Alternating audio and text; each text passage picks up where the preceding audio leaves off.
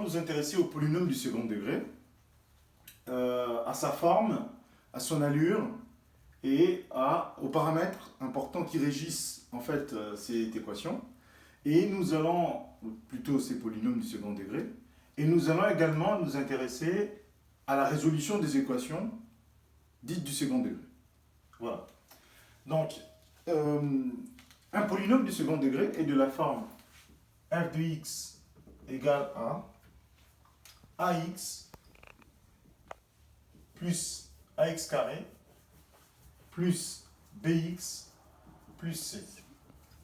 Donc, on a dit a x carré plus bx plus c. Voilà, donc c'est ça la forme de mon polynôme du second degré. Et ici, son allure est connue. Son allure, c'est quoi? C'est une parabole. D'accord? Parabole, on sait que ça peut être parabole en smile ou parabole renversée. Voilà, pas de bol renversé. Voilà, globalement, j'ai ces deux allures-là, selon les cas. Donc, parabole, quand A est strictement supérieur à 0, parabole renversée, ça fait la tête quand A est strictement inférieur à 0. Donc A, c'est ce paramètre-là que nous avions ici. Donc maintenant, ayant la forme de mon polynôme du second degré, on a plusieurs niveaux et plusieurs approches de ce polynôme du second degré. Donc, programme de seconde du lycée. Donc en seconde, qu'est-ce que nous voyons? En seconde, nous voyons que ce polynôme du second degré peut se comporter d'une certaine façon. D'accord? En seconde, qu'est-ce que nous voyons? Déjà, on peut d'abord s'intéresser à ce qui se passait en troisième. Alors, en troisième, qu'est-ce qui s'est passé avant d'arriver au programme de seconde? Donc en troisième, qu'est-ce qui s'est passé? En troisième, on a vu les identités remarquables. Donc, identité remarquable. Voilà. Est-ce que vous pouvez me rappeler les identités remarquables? On a vu que x plus a au carré, c'était x au carré plus 2ax plus a au carré.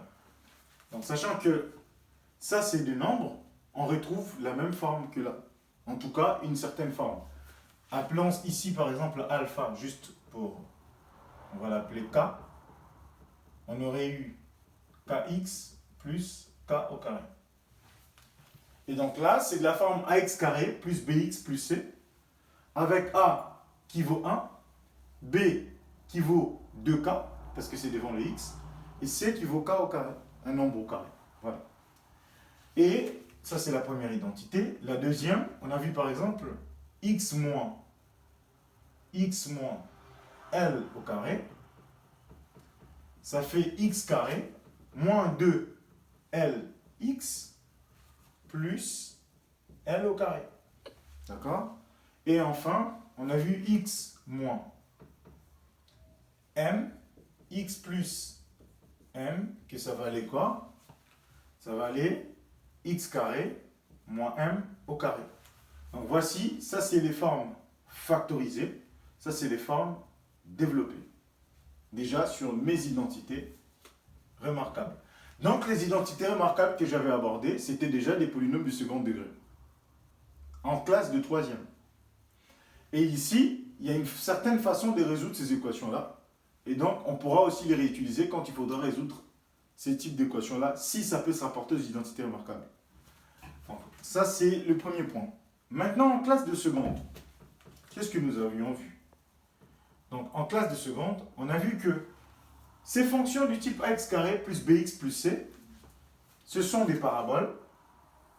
Et comme on l'a si bien dit, dans le cas où a est strictement supérieur à 0 et a est strictement inférieur à 0. A positif, A négatif. Dans ce cas-là, qu'est-ce qui se passe? Dans ce cas-là, on a dit que c'est une parabole. Que fait la parabole? ça fait ça. D'accord? Et dans l'autre cas, qu'est-ce qu'on s'est dit? On s'est dit que c'est une parabole qui est renversée. Et que fait cette parabole renversée? Ça fait ça. Donc ici, j'ai mes entités. Donc j'ai le paramètre x. Là j'ai f de x égale à ax carré plus bx plus c. Et on nous a appris que le minimum ou le maximum, en tout cas l'extrémum, c'était atteint où? En moins b sur 2a. D'accord? Quand x vaut moins b sur 2a, là j'ai atteint le minimum ou le maximum, ça dépend de ces deux cas. Et là c'est f de moins b sur 2a. F de moins b sur 2a. Donc c'est ça que nous avions vu en classe de seconde, naïvement. Sans se demander pourquoi nous le voyons de cette façon-là. Donc, quand on vient en classe de première, on voit ce qu'on appelle les fonctions dérivées. C'est-à-dire que cette fonction-là, f de x égale à ax carré plus bx plus c, quand je vais la dériver, je vais tomber sur 2ax. D'accord? Parce que la dérivée de x au carré, c'est 2x fois a. Parce qu'il y a a là. Plus bx, la dérivée de bx, la dérivée de x, c'est 1 fois b, donc b. Et la dérivée de c, c'est 0. Et là, je vois que la dérivée, c'est 2ax plus b. D'accord? Et ça vaut 0 où?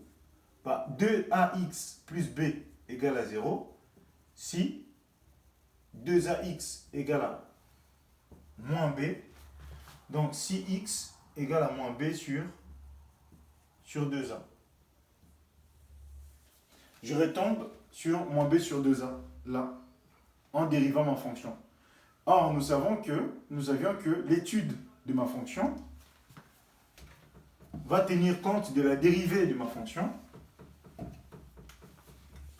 Donc là, j'ai f de x, sa variation. Et là, je signe de la dérivée. Et la dérivée ici, c'est négatif. Et ici, c'est positif. Et au cas contraire, là, c'est dans ce sens-là. Donc voilà ce qu'on a vu en seconde, qu'on peut compléter avec les connaissances de première. Seulement, on n'a toujours pas dit comment nous pouvons résoudre les équations du second degré. Donc là, on peut revenir rapidement sur la résolution des équations du second degré. On a bien sûr dit qu'on pouvait utiliser les densités remarquables pour le faire. Donc on va y revenir. Ainsi, on pourra avancer. Donc la résolution des équations du second degré.